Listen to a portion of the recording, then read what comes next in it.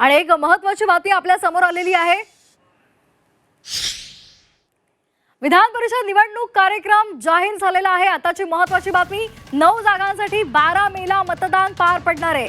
विधान परिषद निवडणूक कार्यक्रम जाहीर झालेला आहे आणि 9 जागांसाठी 12 मे रोजी मतदान पार पडणार आहे। आताची महत्त्वाची बातमी आपण पाहतोय। विधान परिषदेच्या निवडणुकांचा कार्यक्रम हा जाहीर झालेला आहे आणि या संदर्भात 12 मेला मतदान होणार आहे। 9 जागा आहेत आणि त्यामध्ये महाविकास आघाडीची केवळ 1 जागा आहे। या संदर्भात अधिक माहितीसाठी आपल्या सोबत जोडले गेलेले आहेत आमचे प्रतिनिधी ओम देशमुख। ओम, काय अधिकची माहिती आहे? बरोबर आहे। खरं तर या संदर्भात 9 जागांची जी निवडणूक आहे त्या अनुषंगाने महत्त्वाची अपडेट समोर आली आहे। या सगळ्या निवडणुकीचा कार्यक्रम जो तो आता निवडणूक आयोगाकडून जाहीर करण्यात आला आहे। 23 एप्रिल रोजी या जागांच्या निवडणुकी संदर्भाचं नोटिफिकेशन काढलं जाईल। नॉमिनेशन अर्थात नामांकन भरण्याची जी तारीख असेल ती शेवटची तारीख असेल 30 एप्रिल। त्यानंतर अर्जाची छाननी जी आहे ती 2 तारखेला होईल। अर्जांची माघार घेण्यासाठी 4 तारखेचा जो काय तो वेळ देण्यात आलेला आहे।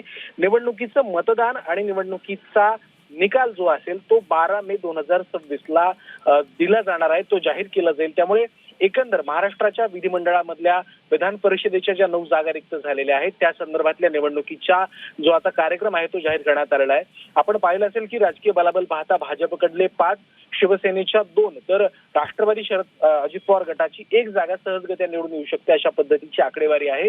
तर एक जागा ही महाविकास आघाडीची सुद्धा निवडून येऊ शकते। परंतु जर महायुतीकडनं अतिरिक्त उमेदवार दिला गेला तर मात्र ही निवडणूक बिनविरोध न होता आकड्यांचा कुठेतरी खेळ यामध्ये होऊ शकतो अशी देखील एक शक्यता आहे। त्यामुळे या संदर्भात ज्या 9 जागा रिक्त होतात ज्यामध्ये उद्धव ठाकरे यांच्यासह इतर 8 सदस्यांचा समावेश आहे, ज्यामध्ये खरं तर नीलम गोऱ्हे देखील आहेत, अमोल मिटकरी आहेत, दादाराव केचे आहेत, संजय केनीकर आहेत, त्यासोबतच संदीप जोशी जे नागपूरचे मुख्यमंत्री देवेंद्र फडणवीस यांचे अत्यंत निकटवर्ती आहेत, त्यासोबत शरद पवार राष्ट्रवादी काँग्रेसचे प्रदेशाध्यक्ष शशिकांत शिंदे आहेत।